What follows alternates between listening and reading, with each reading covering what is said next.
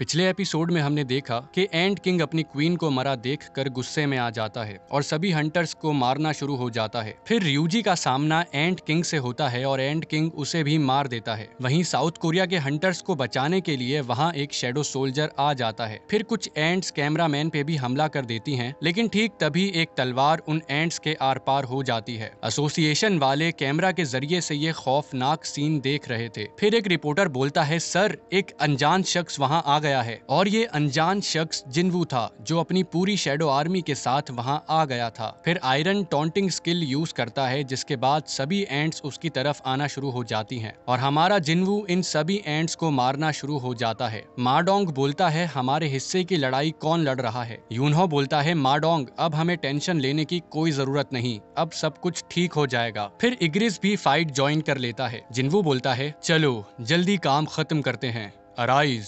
फिर जो एंट्स मरी थी वही शैडो सोल्जर्स बन जाती हैं। कैमरामैन बोलता है, ये सब क्या चल रहा है? फिर जिनवू बोलता है, सब इधर आओ, और जिनवू हीलिंग पोशन ताइग्यू को पिलाता है और ताइग्यू बिल्कुल ठीक हो जाता है। बाकी सब भी हीलिंग पोशन पीकर हील हो जाते हैं। माडोंग बोलता है, चाहीन क्यों ठीक नहीं हो रही? जिनवू बोलता है, चाहीन की हालत बहुत क्रिटिकल है और मेरे बस में नहीं कि मैं उसे हील कर सकूं। अब धीरे धीरे चाहीन मौत के मुंह में जा रही थी। जिनवू बोलता है, ये एरिया क्लियर हो चुका है, तो आप लोग यहाँ से भाग जाएं। इतने में एंट किंग वहां आ जाता है। वो आदमी भी किंग नहीं था, क्या तुम में से कोई भी किंग कहलाने के लायक है? यूनहो सोचता है, अगर ये राक्षस जिंदा है तो इसका मतलब कोटो रियूजी मारा गया। जिनवू बोलता है, मास्टर माडोंग, मैं चाहीन को आपके हवाले करता हूँ। क्या तुम इंसानों के किंग हो? वाह, एक कीड़ा मुझसे बात कर रहा है। अब एंट किंग और जिनवू द किंग एक दूसरे के आमने सामने आ जाते हैं। एंट किंग देखता है कि जिनवू का ऑरा बहुत खतरनाक है, तो वो चिल्लाता है, अब तुम्हारी हरकतें बिल्कुल कीड़े की तरह लग रही हैं। वहीं बाकी हंटर्स देखते हैं कि ब्रॉडकास्ट रुक गया है, तो वो गुस्से में आ जाते हैं। न्यूज चैनल वाले बताते हैं, हमें इंफॉर्मेशन मिली है कि एस रैंक हंटर बियोंग मर गए हैं और बाकी हंटर्स की सेफ्टी की भी कोई गारंटी नहीं। फिर रिपोर्टर्स बताते हैं कि एक अननोन हंटर वहां अपेयर हुआ है,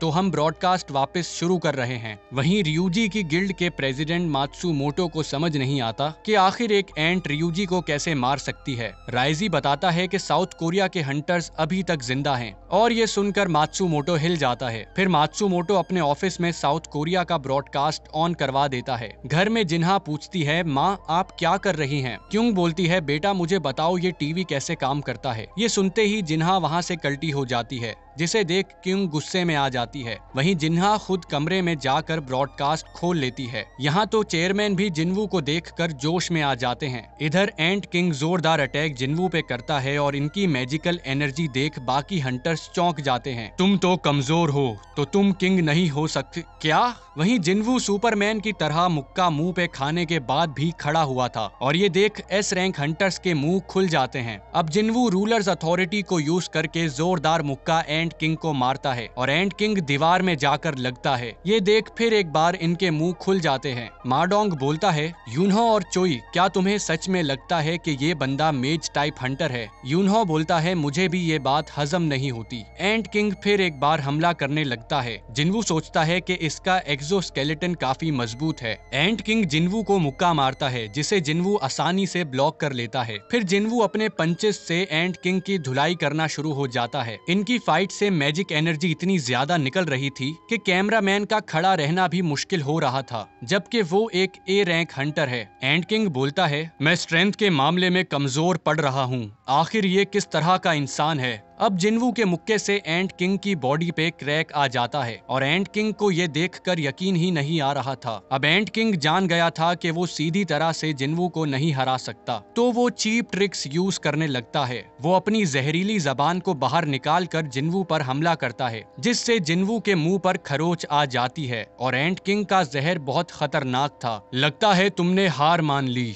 अब तुम नहीं बचोगे। वहीं होशिनो रियूजी के मरने से सदमे में चला गया था, तो ताकावा उसको सदमे से बाहर निकालने की कोशिश करती है, लेकिन होशिनो अब पूरी तरह हार मान चुका था। वहीं जिनवू एंट किंग का हाथ पकड़ लेता है और उसे एक जोरदार मुक्का मारता है। एंट किंग कंफ्यूज था कि आखिर उसके पॉइजन से जिनवू को कुछ क्यों नहीं हुआ। वहीं जिनवू के पास कांदियारू की स्पेशल ब्लेसिंग्स थीं, तभी उस पर पॉइजन काम नहीं किया। जिनवू देखता है कि अब एंट किंग नर्वस हो चुका है, लेकिन ये खुद भी नर्वस थे, क्योंकि चाहीन गुजरते वक्त के साथ मौत मौत के करीब जा रही थी। तो अब जिनवू एंट किंग को जल्दी मारने का सोचता है। जैसे ही जिनवू एंट पर अटैक करता है वो वहाँ से गायब हो जाता है। ये देख यूनहो और चोई भी चौंक जाते हैं। असल में एंट किंग अपने परों की मदद से हवा में आ गया था। इस पे तो पॉइजन ने भी काम नहीं किया। अगर मैं इससे स्ट्रेंथ में नहीं जीत सकता तो मैं स्पीड से हमला करूंगा, क्योंकि मेरी खासियत स्पीड है। अब तुम्हारा खेल खत्म। जैसे ही एंट किंग हमला करने को जाता है वैसे ही जिनवू उसके पीछे आकर उस पर अटैक करना शुरू हो जाता है। जिनवू से लड़ते हुए एंट किंग को पता चलता है कि जिनवू की स्पीड एंट किंग से भी ज्यादा तेज है। आखिर ये कैसे हो सकता है? वहीं जिनवू सोचता है कि ये डीमन किंग बारन के जितना ताकतवर लगता है, लेकिन क्योंकि जिनवू डीमन किंग बारन को पहले ही हरा चुका था तो अब वो काफी ज्यादा ताकतवर बन गया था। साथ ही एंट किंग का एक्सोस्केलेटन भी काफी कमजोर पड़ गया था। तो जिनवू अपनी स्किल वाइटल स्ट्राइक को यूज करके काफी सारे अटैक्स करता है, जिससे उसके वाइटल स्ट्राइक का लेवल भी मैक्स होकर म्यूटिलेट तक पहुंच जाता है। अब एंट किंग भागने की कोशिश करता है। तुम्हें क्या लगता है तुम भाग जाओगे? अब जिनवू म्यूटिलेट को ही यूज करके उस पर अटैक कर देता है, जिससे एंट किंग का हाथ कट जाता है। क्या मैं इस इंसान से किसी भी चीज में आगे नहीं हूँ?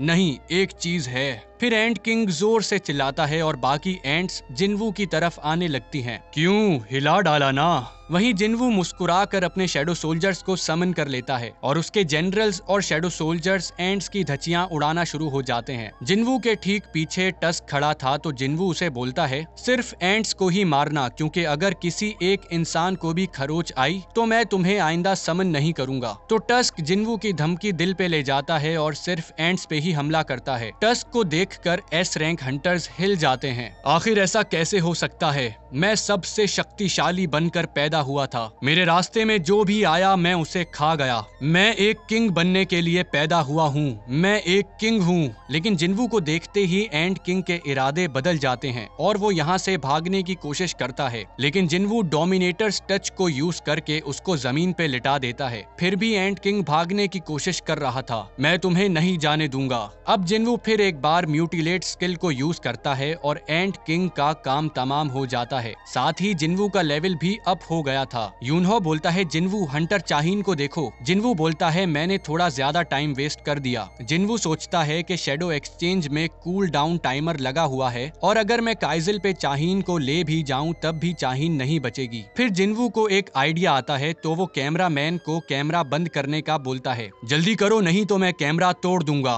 ये सुनकर कैमरामैन भी टोपी उतार लेता है। फिर जिनवू सभी शैडो सोल्जर्स को बियोंग की बॉडी ढूंढने का ऑर्डर देता है। ये सुनकर यूनहो टेंशन में आ जाता है। फिर बियोंग की बॉडी मिल जाती है। जिनवू देखता है कि बियोंग का सर गायब है, तो क्या उसकी स्किल बियोंग पे काम करेगी? यूनहो बोलता है, हंटर संग जिनवू आप क्या करने वाले हैं? वहीं जिनवू देखता है कि बियोंग को शैडो सोल्जर बनाने का ऑप्शन आ रहा है। फिर वो बोलता है अराइज, लेकिन शैडो एक्सट्रैक्शन कैंसिल हो जाता है। इसका मतलब बियोंग की विल पावर बहुत स्ट्रॉन्ग है, तभी वो शैडो सोल्जर नहीं बन रहा। लगता है इंसानों को शैडो सोल्जर बनाना ठीक नहीं। ये सुनकर आयरन कंफ्यूज हो जाता है, लेकिन चाहीन को भी बचाना जरूरी था। तो जिनवू फिर एक बार अराइज बोलता है और इस बार S rank hunter beyond shadow soldier बनने लगता है। यूनहो अपने जिगरी यार को इस तरह देखकर बोलता है, संग जिनवू, तो तुम्हारी स्किल मरे हुओं को कंट्रोल करना है। और ये एपिसोड खत्म होता है। दोस्तों, हम 700 सब्सक्राइबर्स के बहुत करीब हैं, तो चैनल को जरूर सब्सक्राइब करिएगा और मैं मिलूंगा आपसे अगली वीडियो में। शुक्रिया।